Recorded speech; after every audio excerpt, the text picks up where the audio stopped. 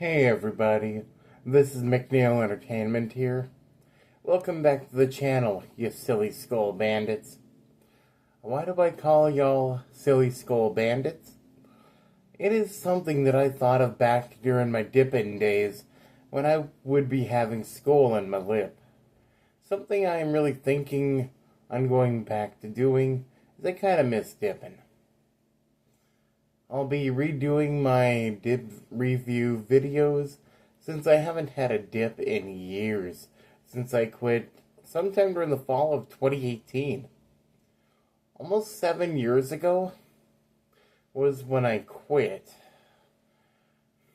But anyway, grab some snacks, a beverage or two, as this will be a great video. I finally was able to get under the hood of my truck last Sunday with a multimeter, as the battery in my truck kept dying to the point where it was being drained whenever I didn't disconnect the negative terminal of the battery. 2024 is the year where I struggled with my truck to where the battery kept going dead and needing frequent jump starts every day or every other day. Looking back to the fall of 2024, we all believed strongly that it was the alternator that was shot, as whenever I would turn the truck off, I would not be able to fire it back up without a jump start. Late 2024, my truck decided to not start anymore, and I initially believed that the spark plugs and wires needed to be replaced. The engine sounded so rough as it sounded like it wasn't getting both spark and gas. Like it was being suffocated and choked. Before my truck sat parked all winter from November 2024 to March 2025, I filled up twice from a gas station. I will say this, wherever I moved, I would always use the nearest gas station to fill up, as it made the most sense to me at the time. This certain gas station, for the last 2 times I gassed up before parking the truck, they had water in the gasoline, and I unknowingly fueled up with bad gas. My truck would give me a code, and for the longest time, whenever I would check the code would not be there. All because I was disconnecting the battery and such, and since the battery would go dead, I would have to keep jump starting it. One day, when I started my truck up for the very last time, it gave me a code that I was able to pull from a scanner. And what code was that? Code P0300. I investigated that code. My mechanic-inclined friends and I'm not even mechanically smart, but my mechanically inclined friends and I assumed it was spark plugs and wires that was the issue and needed to be replaced. My late friend from this apartment complex passed away February 6th, and I would really like to tell him so bad about this truck of mine on what a repair shop discovered what was the problem. Unfortunately, he passed away from liver cancer. What I wanted to tell him is that the repair shop he recommended to me before he passed away is how they found gasoline in my gas tank. And that was pretty much nothing but water with gasoline in the mix. They had to completely drain my gas tank, and they filled up with 5 or 6 gallons of gas. They replaced the battery and gave me an oil change.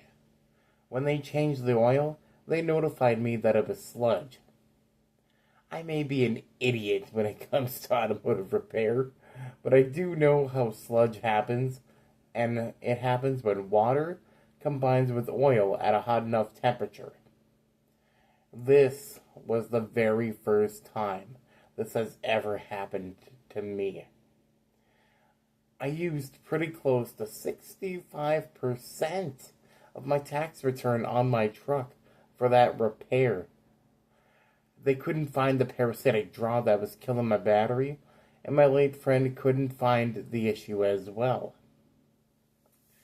This past Sunday,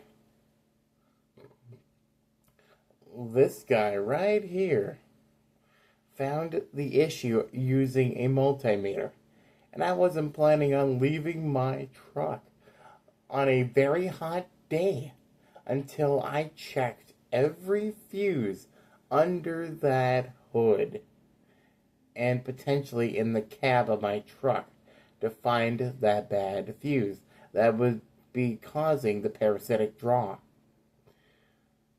Want to know what fuse was draining my battery and killing it? Forcing me to disconnect and reconnect the negative cable of the battery? It was the fuse to the radio. The frickin' radio.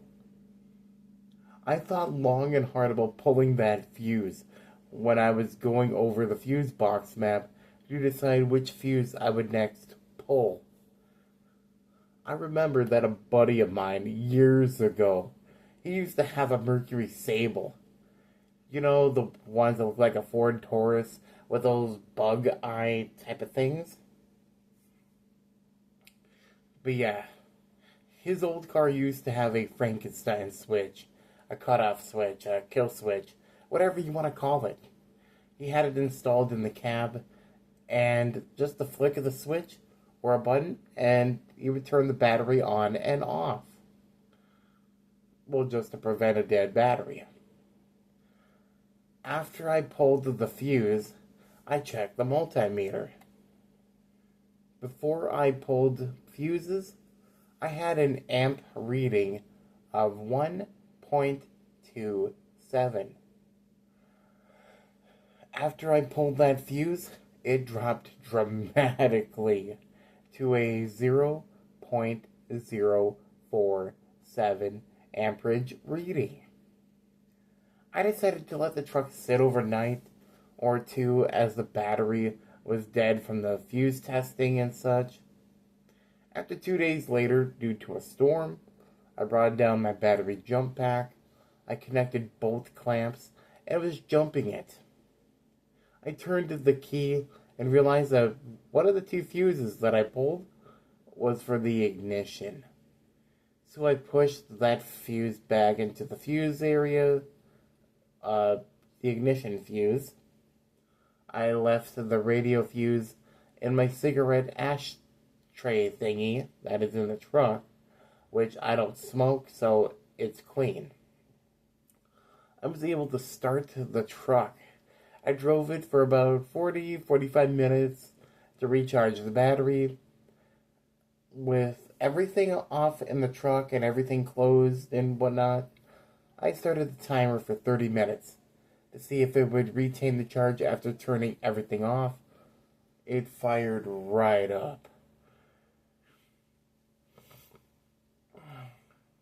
I chose then not to start celebrating, as celebrating then would be premature.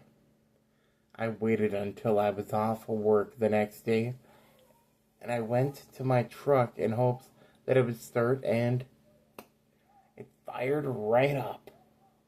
Oh, I had the biggest smile on my face, because I finally solved an issue all by myself. The best part is, I live in the most wonderful state, which is Minnesota. Why do I say it is the best and wonderful state? No civilian vehicle inspection unless it is a commercial vehicle, emergency vehicle, and if salvage titling a vehicle from a rebuilt title, aka buying the vehicle back from insurance, if the insurance would have had the vehicle in their possession in the first place. To register a vehicle, you do not have that vehicle inspection to deal with. I don't have to worry about being pulled over or anything like that. Unlike drivers that live in states with mandatory vehicle inspections for everybody for various reasons. Besides, that ain't the only fuse I pulled, as I have pulled several fuses in this truck. Well, before this, I pulled one fuse shortly after purchasing the truck, and that would be the ABS fuse, because the brake pedal would actually fight with me and act like I'm on ice, when in reality I ain't on ice. But yes, I pulled the ABS fuse shortly after purchasing this truck in January of 2023, as December 2022, I was involved in a slow-speed T-bone collision that wasn't my fault. For those that don't know, I used to have a wonderful and badass 2007 Pontiac Grand Prix GT with the 3.8 series engine. That car was hit, unfortunately, on the passenger side with a ball hitch of a neighbor's pickup.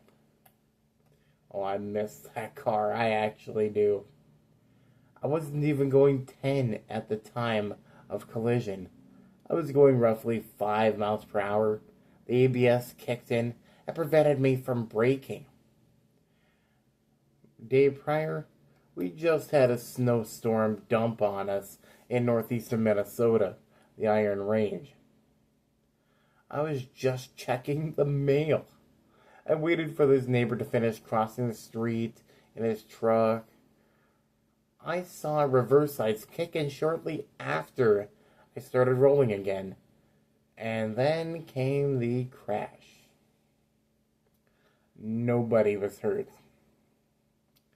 Moving on, I'm happy that I pulled that fuse to avoid another ABS-caused accident. If you enjoyed this video, please leave a like, subscribe, and hit the notification bell so you can always be informed whenever I upload new content and go live. Follow me on Twitch as well, and I will be posting that in the description as well. This is McNeil Entertainment, and I am signing off.